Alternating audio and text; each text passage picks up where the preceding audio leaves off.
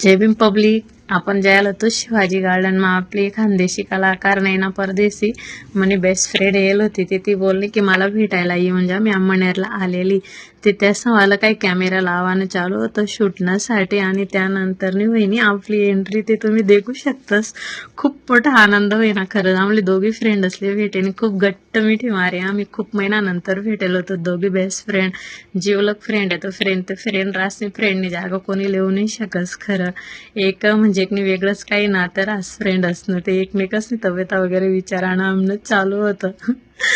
आणि ते खरंच यार खूप मोठा आनंद होईना मला पण भेटीसने. मग त्यानंतर या दादान त्यासनं आमणेरकर म्हणीसन म्हणजे एकने त्यासनं यूट्यूब चॅनल आहे, त्यावर जयसनी नवीन सॉन्ग येले. ते सॉन्ग नक्की देखा तुम्ही. आणि ते ॲक्टिंग वगैरे खरंच खूप भारी करा बरं का ते दादान त्या बी.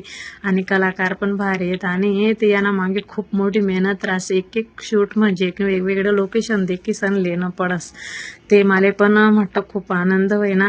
आणि ते त्यानंतर डिस्कस चालू होतं की आता कुठला लोकेशन लेवाणार नेक्स्ट रीलसाठी. ते मी थोडा कॅमेरा फिराया. नैना मॅडमने पडणी म्हणावर द्या. नैना मॅडम म्हणे ये इकडे. म्हटलं हो आलेस. मग त्यानंतर नैना मॅडमनं दारूनं गाणं आहे नैना परदेशी चॅनलवर जायची नक्की देखा. शेअर सबस्क्रायबर नक्की करा. आणि नांदवून त्यात आहे ते माहितीच आहे तुमले. नांदवून त्यासनी लालू हुंडे गाणं मग खूप भारी ॲक्टिंग करेल आणि खूप चालणं पण ते गाणं एकच नंबरले. ते नैना मॅडमनी डायरेक्टली म्हणजे की असं ना बायकोनागत रिअल बायकोनागत ॲक्टिंग करीन डायरेक्ट.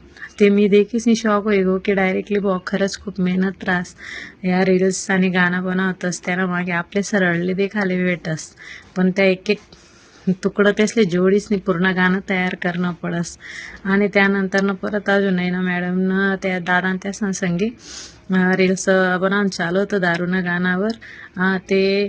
आणि या दादा त्या पण अंमळनेर ना जे त्यासनी आयडी पण आम्ही अंमळनेरकर म्हणेसनी जे ते जावा देखा नवीन गाणं आले. आणि ते रील्स वगैरे बनवायला सबस्क्रायबर करा आणि शेअर पण करा बरं का. आणि ते त्यानंतर ना देखाले खूप भारी आनंद वाटणार. रिअल ॲक्टिंग करा. भेटूत नेक्स्ट